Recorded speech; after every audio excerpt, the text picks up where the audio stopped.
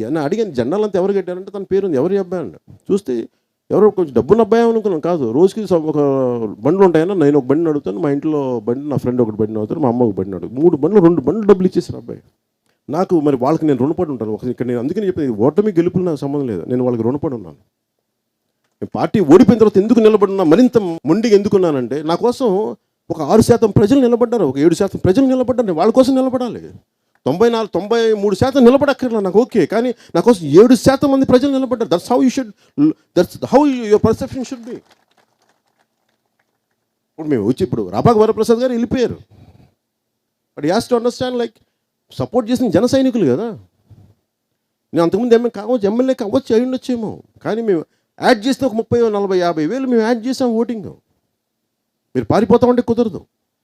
అలాగే రేపు పొద్దున ఎవరు సీటు ఎవరికి ఇచ్చినా కానీ, ఏ పరిస్థితుల్లో ఎవరికి ఇచ్చినా కానీ, మనందరం కలిపి అక్కడ ఆ వ్యక్తికి పనిచేయాలి.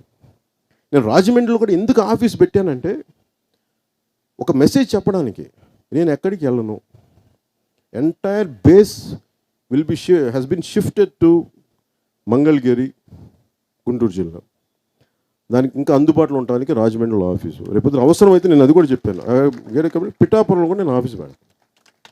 ఇది ఎందుకు చెప్తున్నానంటే, నేను ఒక 25 years నేను ఆంధ్రప్రదేశ్ని అండగా ఉండడానికి నా ఆఖరి శ్వాస వరకు నేను ఫిక్స్ అయిపోయాను. ఓట్ల రోజున వచ్చి ఓట్లు వేస్తారు, 2000 3000 ఇచ్చి గెలుస్తారు, వెళ్ళిపోతారు, మళ్ళీ ఓట్ల టైంలో వస్తారు.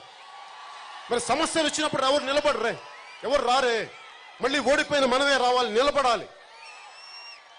మేము నిలబడతాం, జనసేన నిలబడుతుంది, జన సైనికులు నిలబడతారు, వీర మహిళలు నిలబడతారు,